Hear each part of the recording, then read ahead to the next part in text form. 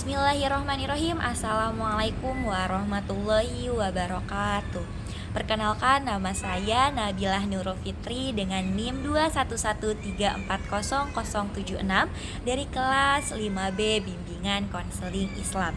Di sini saya akan membahas mengenai apa yang telah saya lakukan dalam melakukan konseling dengan pendekatan Quran dan hadis dengan klien atau konselor saya berinisial A. Di sini dia menceritakan bahwa kegelisahannya di semester 7 ini kan sudah mendekati akan lulus. Dia bingung antara harus melanjutkan studinya atau akan bekerja. Tetapi dia menginginkan suatu eksperimen baru dengan dia melanjutkan studi atau bekerja di luar Banten.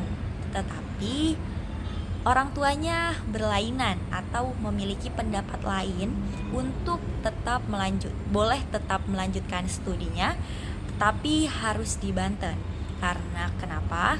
Di sini orang tuanya itu sudah usia lanjut dan klien saya yang berinisial A ini adalah anak bungsu dan kakak-kakaknya sudah menikah. Jadi di rumah hanya kedua orang tua dan klien saya yang berinisial A ini.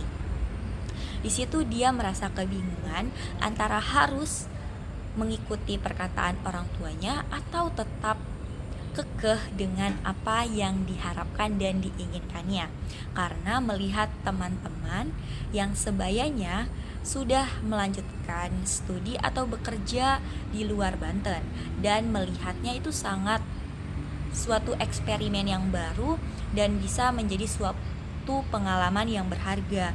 Dia pun ingin merasakan suatu hal yang sama. Maka dari itu dia bertanya kepada saya, apa yang terbaik yang harus saya lakukan menurut saya selaku konselornya. Di situ saya memberikan suatu pendapat yang mana saya meminta klien saya untuk mempertimbangkan kembali antara keputusan pribadi dengan apa yang diinginkan orang tua dengan berdiskusi atau bermusyawarah.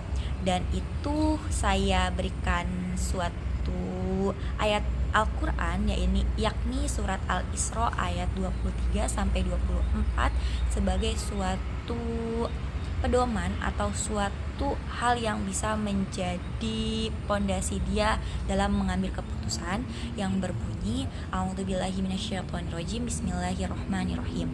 Wa qadha rabbuka alla ta'budu illa iyyahu wa bil walidaini ihsana imma yablughanna indakal kibara ahaduhuma aw kilahuma fala taqul lahuma uffi wa la tanharhuma wa qur lahuma qawlan karima wakhfid janahad dhulli minar rahmati wa qur rabbirhamhuma kama rabbayani shaghira.